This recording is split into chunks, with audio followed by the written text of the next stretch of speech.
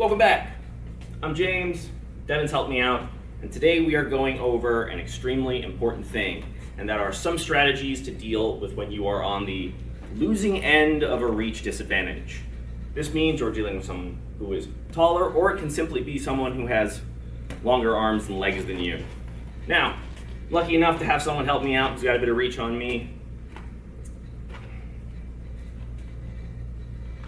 It's very important to have training partners like that. You need people your own size, but you also have to train with people bigger, train with people smaller. Get used to those feelings of dealing with different reaches. But today we're talking about dealing with that taller, longer fighter. So, quick example. If he stretches out his jab and I stretch out mine, I am nowhere near reaching him.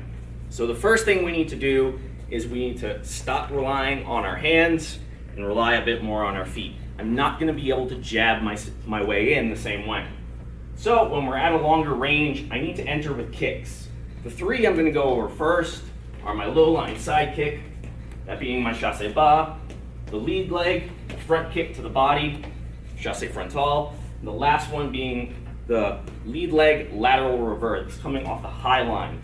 Similar chamber to the chassé, but I'm coming up and over. This is again to get them leaning back, heavier on that back leg, setting them in place. And the real key behind it is this hop step into range. Now I'm at a range where my punches will actually be able to land. So I let the kicks fill that space. Whether it's again, my low chassé, the frontal to the body, or coming across on the high line. They all get different reactions. They strike the body, they stick that leg into the ground, they force the retraction of the upper body. Those are all reactions you can use to, again, fill that gap with that step. From the other side, it looks a bit like this. So again, I'm hopping into range behind these kicks. 1, 2, and 3. So what happens once I start landing each of those? Once I've landed a couple, now I don't even necessarily need to throw them. All I need to start doing is lifting and feigning my way into range. Now, Devin knows it's coming, so he's not reacting in the same way, but with a partner, whether it's sparring, fighting, you name it, you start landing on those lines, hitting those strikes, and you're going to start being able to feint your way in. Now, we've covered filling the gap with those kicks. I gave you 3 examples and explained how you could get into feinting them after you've landed them. Now we're getting more into the counter kicking. Again, because I'm not necessarily going to be able to land my punches first, especially when someone taller than you is initiating strikes with their hands, counter kicking becomes a great option. So in this case, we're gonna say Devin throwing a double jab cross, measuring up with that lead, trying to fire off that rear hand. So I need to feel out the distance. As he's measuring up, first couple of times he might land it, but then my first example is going to be I catch, I parry, and I kick into that open line. It's a great way to start discouraging them from throwing that rear hand. You're digging into that liver, and it's just a great way to keep winding them, wearing them down, and discouraging them from following up. So again, it's just,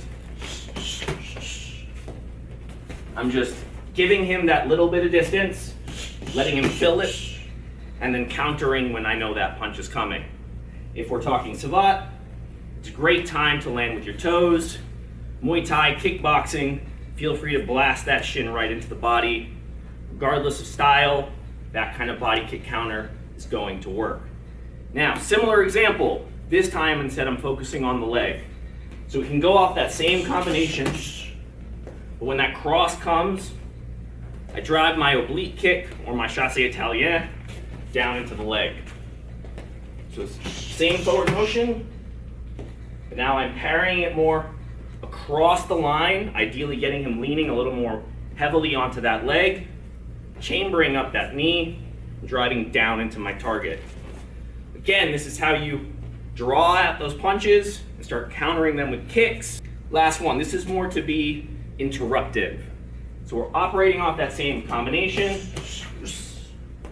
but rather than trying to catch that cross, I want to stick that front kick into the body, lift that knee up, jab the ball, the foot in there, and again, run them into that strike that's going to knock a little bit of wind out of them, take a little bit of that cardio away, and discourage them from putting the pressure on. So again, just working at timing. Sometimes I need the hand to assist. Other times I can just rely on the kick itself. But again, it's using that longer, stronger part of my body to reach when my hands otherwise might not be able to. Now, a quick thing I want to mention as we're going through these different strategies is important to understand that these are all things that need to be done together. One technique, one strategy is fundamentally never going to be enough. You need to take multiple strategies, multiple techniques, combine them together, and interchange them both so you create a well-rounded game and so you don't become predictable at the same time. If you're always giving that same one kick answer, you are eventually going to be read and then you are going to be countered. So take these variations, take these techniques, and apply all of them together to the best of your ability. That way you can be more efficient and varied in your defense and stay a little more effective without getting countered because you're over-relying on a single technique. What's our next strategy? Now we're talking about hitting either the body or the legs and using that to set up our shots to the head. Again, when dealing with that reach disadvantage, it's going to be much harder finding the smaller target. So you want to emphasize and focus on things that are going to be a little more readily available. And especially because in cases when you have someone taller, maybe they like to lean back, slip their head out of the way. While the head might be moving throughout all of that, the body and legs are often presented. So in this case, I'm going to give you a couple of combinations. That way you can set up your follow-up shots to the head. So the first one is as follows. I enter in with my chassé bas, using one of the techniques we talked about earlier. This jab is just to bring his hands up. I'm not necessarily going to land it, but the following low cross to the body is what I'm focused on. Now that I've made this impact, I know my next shot's going to be at least in range. So I'm going to hook, step across, chop in with that rear low kick, and finish with that low side kick for a little something extra on the end. So again, I cover distance using one of the techniques from earlier. This jab is a blind more than anything else, setting up my shot to the body. My follow-up there, low kick, and then my follow-up chassé. One more time. Chassé, jab, low cross, hook, tag that leg, follow up and jam. Now we're getting into focusing on that leg, measuring them out, and finding our last shots. This time I'm gonna try and rely on my hands, but it's more to lead them into my low kicks.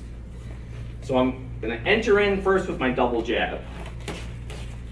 I know the distance is gonna be challenging to fill, so I'm gonna chop in with my rear fouette. Now the trick here is rather than kicking and coming all the way back to my stance, I'm gonna kick and shift into southpaw. Now I've covered a lot of space with that. Rather than being way back here, kicking and returning, I'm following in my kick and using it to gain that outside foot position. Now I can fire off my left cross. In this case, you have the option of either the hook to the body or the uppercut. Mileage may vary, pick one you like. So again, I'm entering in double jab, that rear fouette, shifting my lead, coming across, uppercut, and I'm going to step out, finish to that body. Okay, giving you a great angle, targeting either the solar plexus or the liver. So from the other side, I'm going double jab, that low kick, cross, uppercut, and then digging into the body. Again, these are combinations, but focus on the strategies within them. Landing to the legs first, hitting the body first. Combinations themselves are less important. It's more about the strategies and combining them. In any case, thank you so much for watching. Please like, share, and subscribe, and I will see you next time.